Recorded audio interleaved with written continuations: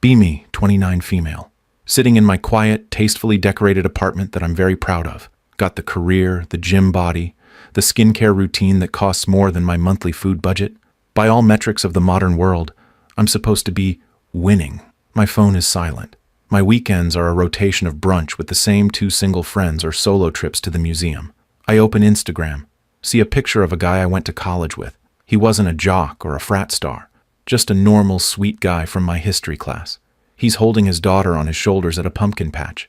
His wife is beaming next to him. She's pretty, but not in an Instagram-filtered way. She just looks happy, content, and a familiar, bitter question bubbles up in my throat. Why don't men approach women anymore? Not just me. My friends complain about it constantly. The dating pool has piss in it. Men are cowards now. They just want to watch porn and play video games. We say these things, nod, and sip our mimosas. And for years I believed it. But tonight, seeing that photo, the film reel in my head starts playing backwards. And I'm not the heroine of the story. Be me, 20 years old, in a bar with my 3 best friends. We're all dressed to kill. Our entire self-worth is based on how many heads we can turn. A guy walks up to our table. He's not a model, but he's clean-cut, decent-looking, maybe a 6.5 or a 7. He's visibly nervous. Hey, sorry to interrupt. My friends and I were just leaving, but I thought you were really beautiful and I'd regret it if I didn't at least say hi. It was actually a sweet, vulnerable thing to do. My friend Sarah scoffs, audibly. I give him a blank, unimpressed stare. I look him up and down slowly, deliberately. Me. Okay? And? Him, stammering. Oh, well, I was wondering if I could maybe get your number? I let the silence hang in the air for a painful 5 seconds. Then I turn to my friends, roll my eyes, and we all share a little smirk. I turn back to him. Sorry, you're not really my type. He just nods, face red, and practically flees. The moment he's out of earshot, we erupt. You're really beautiful, Sarah mimics in a dopey voice. The audacity of a 6 trying to shoot his shot with a 10. Another friend chimes in. We laughed about it for the rest of the night. We called him Regret It Ryan. It was a bonding experience. A story we told for weeks. We were the witty, unattainable goddesses. He was the punchline. I never once thought about what that felt like for him. A person who gathered his courage, put his ego on the line, and got publicly humiliated by a group of cruel girls for the crime of finding one of them attractive. He probably went home and felt like shit. He probably thought twice or 3 times before ever approaching another woman again. One down. Be me, 22. At a university coffee shop studying for finals. Headphones on but no music playing. The classic don't bother me signal. A guy from my economics class sits down at the table next to mine. He's smart, asks good questions and lectures. A bit nerdy, but kind eyes. After a few minutes, he taps my shoulder. I pull one headphone off with an annoyed sigh. Hey, sorry. I'm Mike, from Econ 301. I'm just totally stuck on this problem set about monetary policy. You seem to get it. Any chance you could explain this one graph to me? He wasn't hitting on me. He was genuinely asking for help on a subject we shared. A perfect, low-stakes opening for a conversation. Me. Sorry, I'm really busy. I put my headphone back on.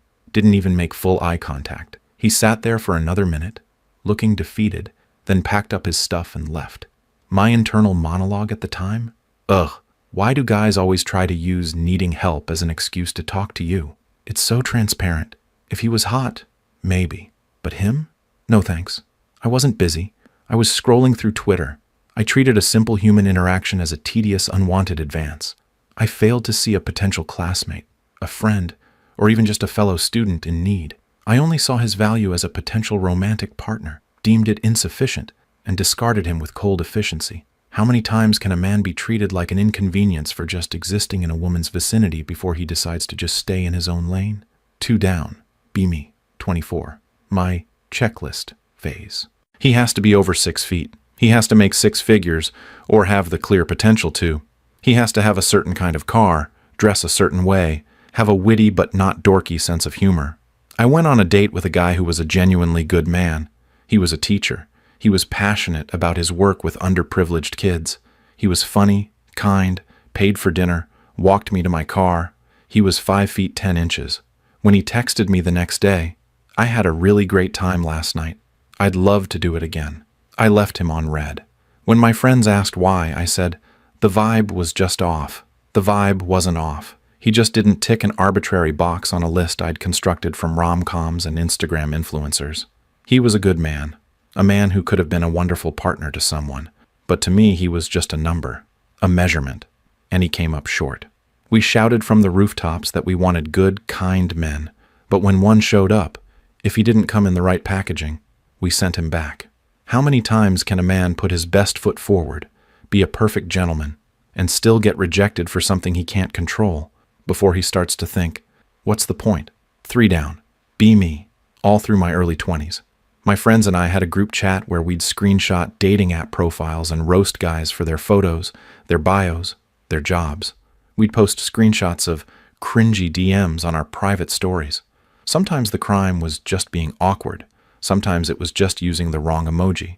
The risk for them was 0 to none. A girl isn't interested. She moves on. The risk for them, with us, was becoming a laughingstock to a dozen of our friends. It was public record. We created a minefield. Any misstep in the delicate dance of courtship could result in digital ridicule. We demanded confidence but punished imperfection. We wanted them to be bold, but one slightly off joke and they were labeled a creep in the group chat. We treated men's vulnerability as entertainment. So now, I'm 29. I'm starting to see it. It's not a mystery. It's a cause and effect. We spent a decade treating ordinary, decent men like they were disposable, like their courage was an annoyance and their interest was an entitlement. We laughed at them, belittled them, and ghosted them. We held them to impossible standards while offering little more than our own sense of inflated self-worth in return. We were the gatekeepers to intimacy, and we made the gate a gauntlet of humiliation. And the men? They just learned. The guys like Regret It Ryan learned that the potential reward of a woman's number wasn't worth the crushing public rejection. He probably found a girl at work or through a hobby in a more natural setting. The Mikes from the coffee shop learned that it was easier and safer to just Google the answer than to risk being treated like a pariah for asking for help. He's probably married to his nerdy equal, someone who appreciated his mind. The 5'10" teachers learned that their kindness and character were worthless in the face of superficial checklists. He hopefully found a woman who saw his value as a man, not his height. The men we wanted, the top tier, 6'2" chads with 6-figure salaries, they learned they didn't have to approach anyone. They have women flooding their DMs. They have options. They have no incentive to be vulnerable or kind, because they are the prize we all told ourselves we deserved. They play by a different set of rules, rules we helped write. The rest of the men, the vast majority of good, normal guys, they didn't disappear. They didn't all become basement-dwelling goblins. They just opted out of the game. They realized that the game is rigged against them. The risk is high. Humiliation, being called a creep, being screenshotted and mocked, and the reward is low, a date with a woman who is likely judging them against an impossible photoshopped ideal. So they started focusing on themselves, their careers, their hobbies, their male friendships. They find relationships organically, through shared interests, where the connection is built on a foundation of mutual respect, not a cold, terrifying approach in a bar. I see it all so clearly now. I'm living in the world I helped create, a world where men are afraid to approach. I thought I was a goddess on a pedestal. Turns out I was just a dragon guarding a horde of nothing, breathing fire on anyone who got close. Now the knights have all gone to other, friendlier kingdoms, and the dragon is getting lonely.